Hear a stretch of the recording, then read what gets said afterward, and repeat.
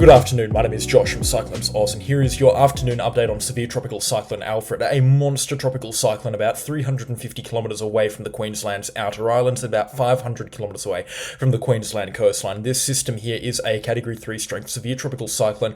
It is raging south at this very moment, but it is expected to turn towards the southwest and then begin a march towards the Queensland coastline before turning away at the last minute. All of the details covering this forecast and the chances of landfall will be coming up in today's forecast update, so stick around to the end of the video to find out more. Severe tropical cyclone Alfred located well offshore from the Queensland coastline. You can see, though, it's a powerful tropical cyclone. It's battling a little bit of wind shear right now, but remaining a severe tropical cyclone.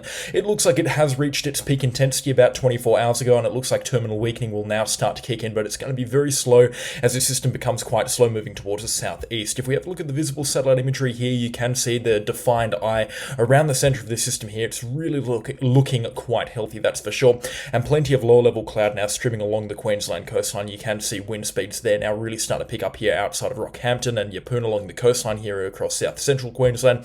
Winds also picking up along the Whitsundays, blowing around 50 kilometres an hour at Hamilton Island. Then on the northern parts of Hamilton Island and the ocean, they're blowing around 60 kilometres an hour, so near gale force winds now on some of the outer islands on the Queensland coastline. And then over here at Frederick Reef, which is quite close to the tropical cyclone's powerful centre, winds now 94 kilometres an hour out of the south and increasing quite rapidly as well. And I would just like to say that this system is not close to the storm centre at this time. It's still a couple of hundred kilometres away. Unfortunately, this tropical cyclone is currently out of radar range, and I imagine that will still be the same for throughout the duration of this storm's lifespan. We might be able to see a little bit of this storm come onto radar as it heads close to Frederick Reef and then down towards its kind of closest approach to Queensland sometime tomorrow night into Sunday morning, but I'm not looking hopeful for this system right now in terms of getting radar coverage on this system, unfortunately. But the wind observations at Frederick Reef have been a real big help, and it's certainly indicative right now that this is a Category 3 strength severe tropical cyclone. So I certainly hope there's no marine traffic out here. It's certainly going to be some pretty rough waters, that's for sure. I'll get to all the marine warnings and whatnot later on in this video update. Let's just take a look at the immediate forecast for tropical cyclone Alfred right now. You can see initialized here with wind speed sustained of 125 kilometers an hour by the forecast models, probably a slight underestimation, but the pressure looks pretty accurate here, 967 millibars. I believe it's officially estimated at 965 millibars, so the forecast model's doing a pretty good job here with the estimation of the storm's pressure, not so much the wind speeds, but again, that's just how the forecast models tend to go. They're normally pretty trash when it comes to wind speed forecasts, but in terms of what this tropical cyclone is going to be doing track-wise, we can see that turn towards the southwest is expected to begin momentarily. This system continuing to deepen a little bit more as it heads towards Frederick Reef, actually, and you can see that on the sea temperature forecast here. Sea temperatures from where this tropical cyclone is expected to be right now to where it's expected to head, we're looking at 27 pushing 28 degrees Celsius, so a little bit of strengthening is possible, but certainly not too much can be expected here. And then it looks like the storm will be on the way out as it heads towards the south of Frederick Reef and closer towards the Queensland coastline. You can see continuing to head towards Queensland right through the duration of tomorrow and finally turning away through Sunday morning here, with its closest approach here being very close, in fact uncomfortably close to the Queensland coastline here, just outside of Gannet Key here, and just towards the northeast or northwest rather of Caddo Island. This storm here, closest approach probably be about 250 kilometers away from the northern tip of Fraser Island, so certainly a very close approach, that's for sure. The storm here will then continue to head a little bit further away from the Queensland coastline, skirting the top of Fraser Island through Sunday afternoon and into evening, and then through Monday morning and into Monday evening, expected to draw away from the Queensland coastline, and steady weakening is expected through that time period. But again, at its closest approach, we're expecting extended periods of gale force winds across the northern areas of Fraser Island. Strong winds also expected along the south central Queensland coastline and then down in towards the Sunshine Coast as well. Anywhere north of Maroochydore up, including Fraser Island, through Harvey Bay, Bundaberg, Agnes Water, Gladstone, Rockhampton and Yeppoon, then up towards Ogmore, we're expecting sustained winds averaging 40 to 60, maybe even up towards 70 kilometres an hour throughout the duration of Sunday and into Monday, and then wind gusts up to about 110 kilometres an hour can be expected in exposed coastal locations and also for elevated locations as well. The northern tip of Fraser Island, I'm not sure if there's any communities up here. I believe Orchard Community or Orchard Beach is kind of the northernmost town site, I guess, on the northern side of Fraser Island. Unfortunately, there's no weather station there. I'd be very interested to see what the wind observations were there, but I'd be saying peak wind gusts up to 125 kilometres an hour are possible there to be sustained over quite an extended period of time. Through Monday, this system will head offshore from Queensland, then head down towards the Tasman Sea, and this is where the forecast gets interesting, and I'll get to that in just a second. My personal take on on this system is pretty much in line with what the official forecast has from the Bureau of Meteorology. Just some steady movement over the next couple of days. It will be bouncing around here and there, moving towards Queensland, of course, and you will see that trend pop up on the satellite imagery tomorrow. And I imagine the news agencies will also make a very big deal out of that for clicks and attention.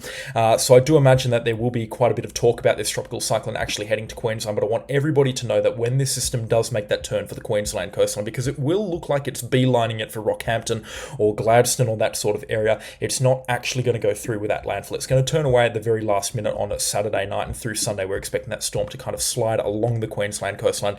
It is a little bit too close for comfort, that's for sure here. I mean, you can see as we zoom right out here and have a look at all of Queensland, it is very, very close to the Queensland coastline.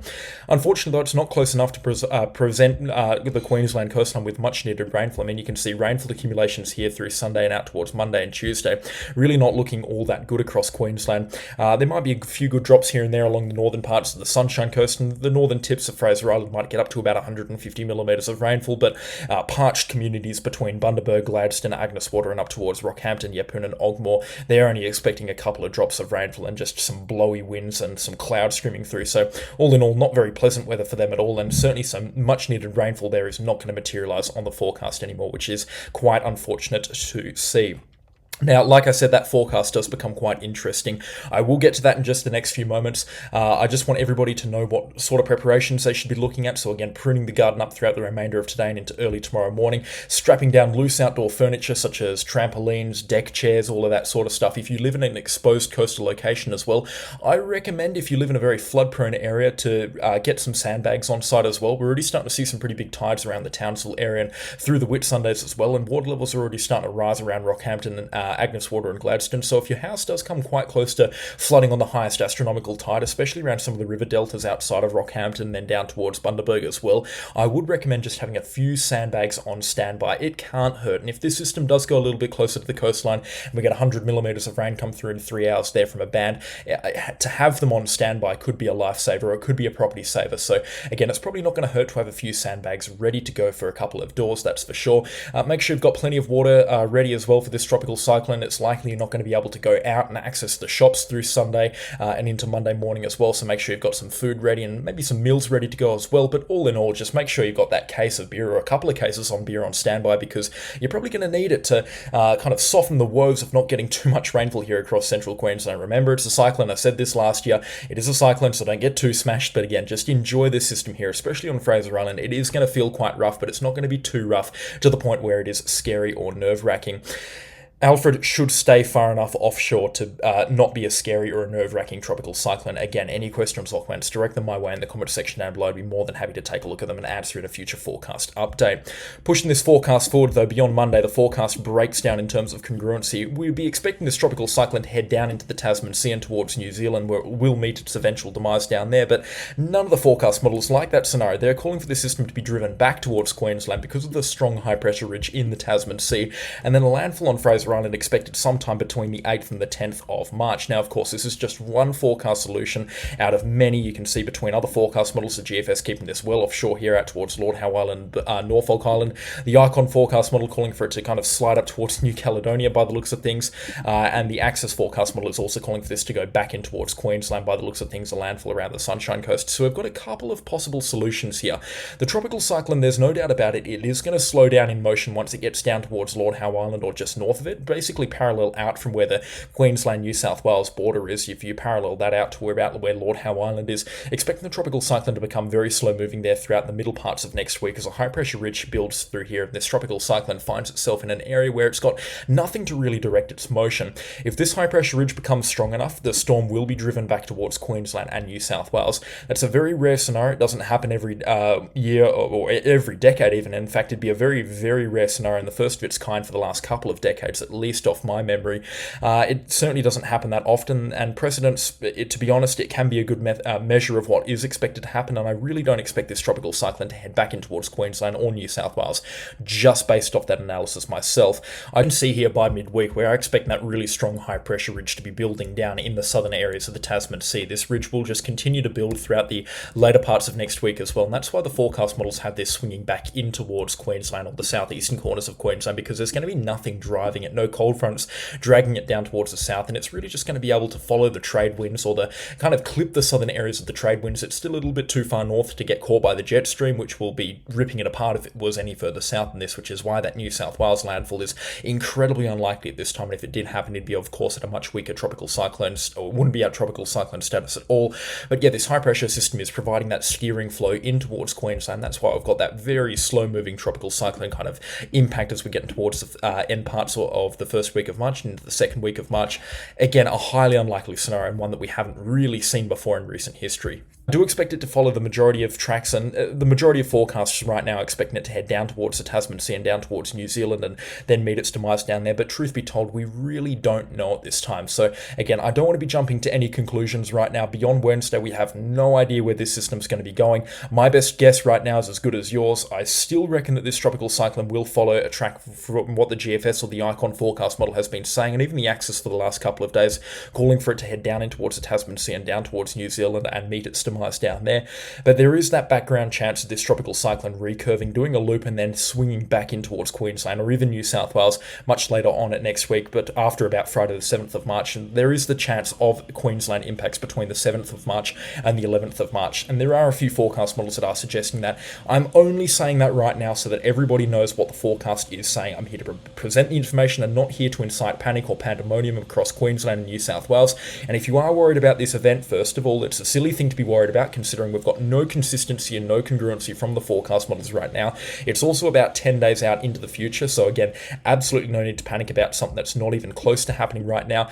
And it's also not expected to be a strong tropical cyclone once it gets itself back to the Queensland coastline. And in fact, the worst case scenario that is actually much better off than what the forecast models are suggesting right now, and that's because of sea temperatures. This tropical cyclone will be on its way out as it heads towards the Queensland coastline regardless, because it will be sitting for a couple of days over sea temperatures of around 24 to 25 degrees Celsius, so it will completely fall apart. And whilst they do warm up a little bit as you get towards Queensland and New South Wales, it's not enough to incite much development from this tropical cyclone. So even if it headed towards Queensland or New South Wales, it would feel more like an east coast low than it would a tropical cyclone. It'd be much weaker. It'd probably be quite wet, to be honest, in terms of rainfall across the southeast corner of Queensland. If it did get back over there, the worst case scenario that I can see is about 300 millimeters and a few blustery showers moving through. So again, the worst case scenario is not necessarily a bad thing considering they are parched for rainfall at this time, but it's highly unlikely to happen. It's certainly a situation that we're going to monitor for the next couple of days on the forecast, especially here at CyclonesOZ. We'd like to stay ahead of things here on the CyclonesOZ channel, so again, subscribe if you haven't already so that you're a couple of days ahead of everybody else following the official forecasts. Right now, we just have no word from the Bureau of Meteorology and no word from other forecasting agencies as well about what's expected to happen with this system here. My personal hunch, like I've said, is that this system will head back into the Tasman Sea, down to New Zealand, and it will meet its demise down there. But it's still too early to tell exactly what's going to happen. That's just a hunch, and there's no good forecast right now out there that's really suggesting what this system is going to be doing in the longer range, on the longer range side of things. Right now, it's just a kind of a bit of a guessing game right now as we get towards the second week of March in terms of what this system is going to end up doing. But yeah, right now, Tropical Cyclone Alfred raging well and truly out into the Coral Sea right now. It is a scary situation for people in Queensland that aren't informed, but for all of you that have been watching over the last couple of days, you know the drill right now. It's going to be a bit windy, it's going to be a bit wet here and there, especially on the northern extremities of Fraser Island. In other words, not too much in the way of rainfall is expected along the south central or the central Queensland coastline. There's also not too much rainfall expected across southeast Queensland as well, minus the Sunshine Coast. And all in all, this tropical cyclone is probably going to feel more of a disappointment than it will a significant tropical cyclone impact. And I want everybody to be understanding that right now, that whilst it is a powerful tropical cyclone well offshore from Queensland, even at the worst case scenario where it gets close to the Queensland coastline, there really isn't anything in the way of significant impacts expected. And those that have already prepared for a Category 1 impact around the Rockhampton, the Ogmore area, Yeppoon, Gladstone, Agnes Water and Bundaberg, they've done well to prepare for a tropical cyclone that was never going to happen, and they are prepared for the absolute worst case scenario at this time, which is Category 1 strength tropical cyclone conditions materialising for a few hours along the central Queensland coastline. Again, a closing message for this video: do not panic, do not stress, do not be anxious about this tropical cyclone. This is stock standard standard weather for Queensland, and certainly going to be one of the least memorable tropical cyclone impacts here. There's a lot of talk about Tropical Cyclone Alfred. There's also a lot of Facebook fake news that you can find out there, information that isn't necessarily correct and has been twisted to misinform people and to get people scared, hyped up, and ready to click on the latest news articles on this system here. So again, do not panic. This is not a scary system at all. And you can already see it on the satellite imagery. It is starting to fall apart because of elevated wind shear. Anyways, that is all that I have time for today. A special shout out, of course, to the channel sponsors. Without them, I could not run the show, and their support is much appreciated, of course, as usual. Thank you so much for watching the videos lately as well. There's been incredible support on the CyclonesOZ channel, and I cannot thank you guys enough for all of the support. But that is all from me today, and all from me from Tropical Cyclone Alfred for now, and I'll catch you all in the next storm. Goodbye.